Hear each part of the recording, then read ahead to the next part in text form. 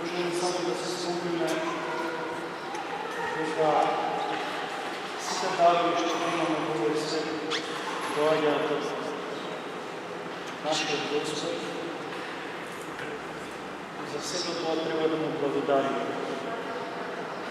Без разлика за сето оно што е добро и секако оно што по негово допуштање ние го сметаме за лошо, но сепак тоа секако со помошта на благодата Божја, со трпение и со покаяние да издржиме, секако ќе биде за наше спасение.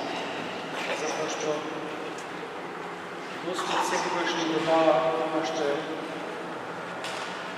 за нас добро, затоа што ние сме негови деца, ние сме негови чеда. Прекршувањето на 5 лева и 2 риби секако ќе го споредиме и со она што во светата литургија постојано го се случува, а тоа е давањето на неговото тело и крв.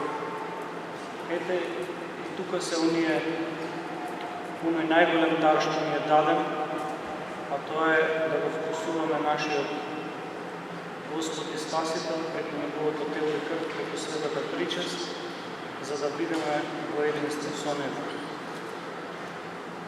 Меѓутоа, пример за тоа треба да ни бидат светите ангели, еве светиот архангел Гавриил, што спомен денес го празнуваме. Како што еден свет отец рекол дека дури и ангелите кои што ја гледаат непрестана славата Божја, кои што воскликнуваат Алелуја, Алелуја, Алелуја, свјати Божи, свјати крепки, свјати безсмртни, сепак и тие се во служба на човекот и со нивните молитви го закрилуваат човекот. Не сметајќи на себе, туку давајќи се себе си, немајќи суета, давајќи се во слава Божја, служат на луѓето.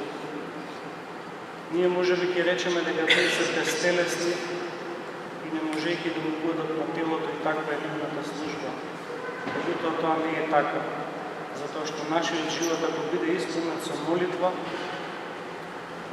и повторување на онаа молитва кратка: Господи Исусе Христе, Сине Божи, помилуј ме грешниот, Пресвета Богородица, спаси ме, кога што кога и да можеме во текот на денот, сепак и нашето срце кое што ќе трепува во молитва ќе биде слично и подобно на ангелите, па така да секогаш ќе бидеме подготвени да извршуваме волјата Божја.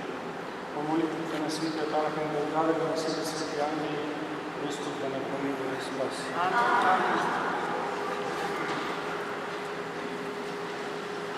Здраво и вера и љубов Христа, Петре!